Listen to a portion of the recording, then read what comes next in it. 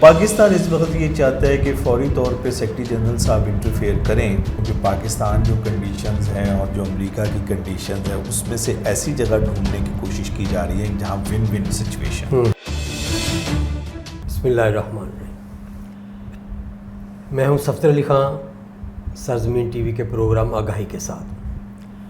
اور میرے ساتھ آج پاکستان کے مایہ ناز تجزیہ کار اور کالم نویس تشریف رکھتے ہیں۔ آپ عالمی امور پر بھی گہری نظر رکھتے ہیں اور آپ کی پہچان بھی یہی ہے۔ میرا مطلب ہے جناب سید محمد مہدی صاحب۔ السلام علیکم جی۔ وعلیکم السلام خان صاحب۔ پاکستان اس وقت دنیا کی نظروں میں اپنی افادیت کو دن بدن بڑھا رہا ہے، اور پاکستان نے پہلی دفعہ اس ٹینیور میں عالمی سلامتی کونسل کے صدر کے طور پر بھی سیٹ سنبھالی ہے، اور پاکستان نے ہمیشہ اقوام عالم میں ایک فعال کردار ادا کیا ہے۔ تو کیا جو اس وقت پاکستان کے دنیا میں جو پوزیشن ہے اور اس وقت جو عالمی حالات ہیں، کیونکہ خاص طور پہ غزہ کی جنگ جو ہے وہ بہت زیادہ اس وقت خوفناک صورت اختیار کر چکی ہے، تو یہ سلامتی کونسل کے صدر کے طور پر پاکستان کیا کردار ادا کر سکتا ہے کشمیر اور فلسطین کے حقوق کے لیے؟ بسم اللہ الرحمن الرحیم۔ میں آپ کا شکریہ ادا کرتا ہوں۔ پاکستان نے یہ صدارت 1 مہینے کے لیے سنبھالی۔ یہ 1 جولائی سے شروع ہوئی اور 31 جولائی کو ختم ہو جائے گی۔ کل جو پاکستان کے نائب وزیر اعظم اور وزیر خارجہ ہیں، وہاں پر انہوں نے ایک بڑا ہی اہم خطاب فرمایا ہے، اور اس خطاب میں پاکستان نے پہلی دفعہ کہا ہے سیکرٹری جنرل کو مخاطب کر کے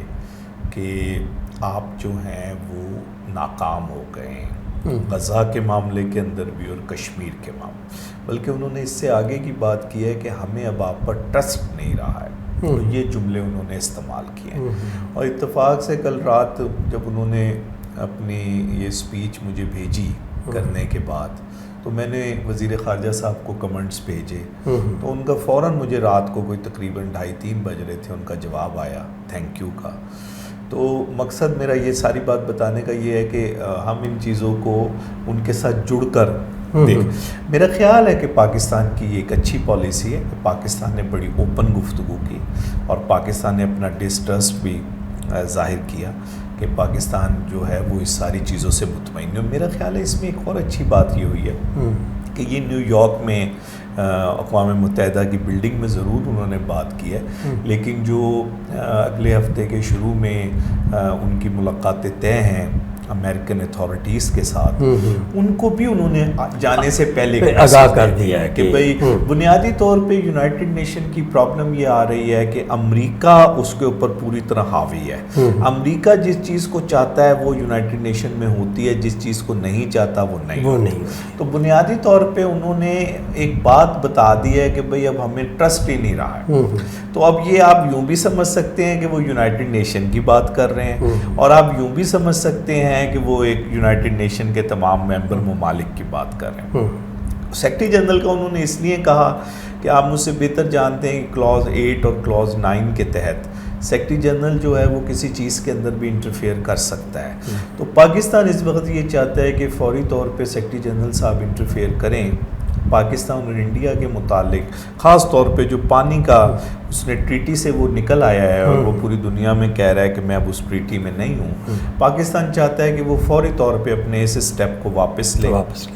پاکستان نے ریسنٹلی ان کو ایک خط بھی لکھا ہے۔ تو کہنے کا مقصد میرا یہ ہے کہ یہ جو ساری صورتحال ہے اس میں پاکستان نے کوشش ضرور کی ہے، اور ایک اسٹیپ بڑھ کر کوشش کی ہے کہ ان چیزوں کو، لیکن اب ہم یہ سمجھیں کہ صرف اس 1 مہینے کے اندر چیزیں سالو بھی ہو جائیں گی تو یہ تو مشکل ہے۔ لیکن پاکستان ابھی اگلے 2.5 سال سلامتی کونسل کا ممبر رہے گا، تو یہ 2.5 سال پاکستان کو چاہیے کہ پاکستان اس طرح اس کو استعمال کرے کہ جیسے ابھی ایران کی جنگ کے اندر، آج ایران کے صدر جو ہیں وہ امید کی جا رہی ہے اگلے ہفتے پاکستان تشریف لا رہے ہیں، تو یہ جو صورتحال تھی اس میں پاکستان نے جو سلامتی کونسل میں اپنا کردار ادا کیا وہ ایک نہایت ہی شاندار کردار تھا جس کو ایران نے بھی اپریشیٹ کیا اور پوری دنیا نے بھی کیا، اور ہمیں یہ کہنا پڑے گا کہ اس میں روس، چین اور الجزائر نے بھی پاکستان کافی پارٹیسپیٹ کیا۔ اس کے علاوہ میں آپ سے یہ پوچھنا چاہوں گا کہ ایک تو صدر ٹرمپ جو ہے وہ اب تو طیارے بھی گن کے بتا رہے ہیں کہ پاکستان نے انڈیا کے 6 طیارے جو ہیں وہ مار گئے، لیکن پاکستان کو اصل انٹرسٹ تو اب تجارت کا ہے۔ ہمارے وزیر خزانہ امریکہ کا دورہ کر رہے ہیں، اس میں وہ امید تو انہوں نے دکھائی ہے لیکن کوئی پازیٹیو رزلٹ سامنے نہیں آیا۔ تو کیا ہمارے نائب وزیر اعظم، وزیر خارجہ کا یہ دورہ کوئی تجارتی لحاظ سے بھی پاکستان کے لیے کوئی فروٹفل ہو سکتا ہے؟ دیکھیے، اب سے کچھ دیر پہلے نیو یارک کے اندر جو ہے وہ جو دنیا کے بڑے تاجر ہیں ان سے اسحاق ڈار صاحب نے ملاقات کی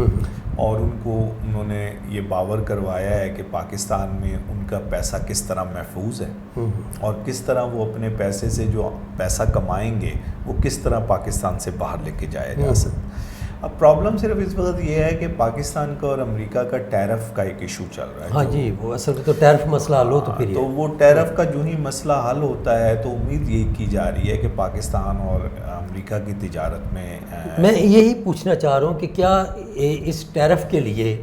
کوئی بیک ڈور پہ کام ہو رہا ہے اور اس میں کوئی بہتری کی امید نظر آ رہی ہے؟ جی بالکل ہو رہی ہے۔ جو سیکٹری ٹریڈ اور کامرس ہیں انہوں نے اس پر ایک جامع پیپر بنایا تھا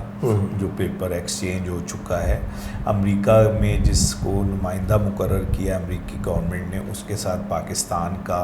ایک زوم کے اوپر بھی ایک میٹنگ ہوئی۔ کہا تو یہ جا رہا تھا کہ یہ 9 جولائی سے پہلے معاملہ حل ہو جائے گا، لیکن انفارچونیٹلی اس کو وقت لگ رہا ہے کیونکہ پاکستان جو کنڈیشنز ہیں اور جو امریکہ کی کنڈیشنز ہیں اس میں سے ایسی جگہ ڈھونڈنے کی کوشش کی جا رہی ہے جہاں ون ون سچویشن دونوں کے لیے نقصان نہ ہو۔ تو میرا خیال ہے کہ عنقریب ہم یہ ٹیرف کا ایشو حل کر لیں گے، لیکن اس سے یہ بالکل نہیں سمجھنا چاہیے کہ فوری طور پہ جو ہے کوئی بہت بڑی انویسٹمنٹ آ جائے گی یا یہ ہوگا، اس کے لیے وقت لگے۔ شاہ صاحب، اس میں یہ بھی مسئلہ آتا ہے نا کہ پاکستان میں حکومت کی کوشش سے یا کمپنیاں باہر کی جو فارن انویسٹر کمپنیاں ہیں وہ اپنے انٹرسٹ میں پاکستان میں آ تو جاتی ہیں، لیکن ہم نے دیکھا ہے کہ جو بھی ادھر آ کے کاروبار کرتا ہے پھر وہ مسائل کا شکار ہو جاتا ہے، اور اکثر ہمیں سننے میں ملتا ہے کہ ان کمپنیوں کو پاکستانی حکومت سے، ان کی بیوروکریسی سے اکثر شکایات کا سامنا کرنا پڑتا ہے۔ تو یہ اصل جب تک ہم بیسک چیزیں نہ ٹھیک کریں تو انویسٹمنٹ پاکستان میں فری آف آل کیسے ہو سکتی ہے؟ اس کے بارے میں آپ کیا اندر کی کوئی خبر رکھتے ہیں کہ یہ حکومت جو ہے یہ کوئی اس طرف بھی سوچ رہی ہے، کوئی ایسا سٹیپ دیکھ رہی ہے؟ ہونا تو یہ چاہیے کہ ان کو اسپیشلائز جو لوگ سفارتکاری کو سمجھتے ہیں ان کو صوبے لیول پر بھی اور مرکز لیول پر بھی ان لوگوں کو تعینات کرنا چاہیے سویلین میں سے، جو سفیروں کے ساتھ، غیر ممالک کے جو سفراء ہیں ان کے ساتھ رابطے میں ہوں، ان کو جانتے ہوں، ان کے کام جو ہیں وہ جو پھنستے ہیں ان کو نکلوا سکیں، ملک میں انویسٹمنٹ لا سکیں۔ اس بارے میں بھی کوئی ایسا چیز ہے کہ بالکل بس ایسے ہی ہے؟ غیر روایتی سفارتکاری جو ہے نا وہ اب دنیا میں چھا گئی، اب تو وہی چھا رہی ہے، اب دیکھیں اسی پہ چھا رہی ہے۔ آپ general field marshal general Asim Munir صاحب کی ملاقات کو دیکھ لیں، کسی اور چیز کو دیکھ لیں تو وہ اسی کے اوپر ہی چل رہی ہے۔ پاکستان ابھی اس میں بہت پیچھے ہے اور پاکستان کے اندر انفارچونیٹلی ابھی بھی وہ دقیانوسی سسٹم ہے اور فارن آفس ہے اور اس کے وہی ڈپلومیٹس ہو جاتے ہیں، کبھی وہ بیوروکریٹس ہو جاتے ہیں،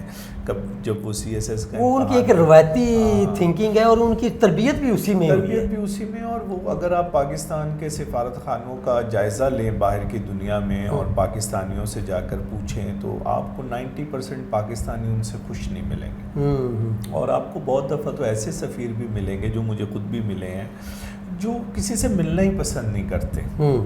اور وہ ان کی سفارتکاری کے حوالے سے کوئی نہیں، بس وہ جو ہے وہ ایک ریلیکس زندگی وہاں پر ایک اچھے ملک کے اندر گزار رہے ہوتے ہیں۔ تو یہ انفارچونیٹ ہے پاکستان کے اندر، اور مجھے نہیں لگتا کہ ہم عنقریب یا جلدی ان چیزوں کو بدل سکیں گے، مجھے نہیں لگتا۔ ناظرین، اسی موڑ پہ میں آپ سے اجازت چاہوں گا کہ پاکستان نے جب تک غیر رواتی سفارتکاری اڈاپٹ نہ کی، ہمارے ساتھ کا ہمارا دشمن ملک اس سفارتکاری کو ہم سے بہت پہلے صوبائی سطح پر اڈاپٹ کر چکا ہے،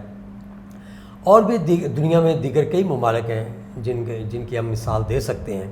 لیکن پاکستان کا نظام اسی سرخ فیتے کی نظر ہو جاتا ہے کہ انویسٹمنٹ آتی ہے پھر بھاگ جاتی ہے، اور ہمیں خواب دکھائے جاتے ہیں پھر ٹوٹ جاتے ہیں۔ پاکستان نے اگر اپنے پاؤں پر کھڑا ہونا ہے تو اسے دنیا کے ساتھ تجارت میں اضافہ کرنا ہوگا۔ جب تک ہم اپنے ملک کی جو خزانے ہیں ان کو استعمال میں نہیں لائیں گے اور دنیا کو اس طرف راغب نہیں کریں گے تو پاکستان وہ ایک مستحکم مقام حاصل کرنے میں ہمیشہ جدوجہد ہی کرتا نظر آئے گا۔ میں سید محمد مہدی صاحب کا بہت شکر گزار ہوں، انہوں نے اپنے قیمتی وقت پر میں سے ہمیں اپنا وقت دیا۔ میں اجازت چاہوں گا۔ اللہ حافظ۔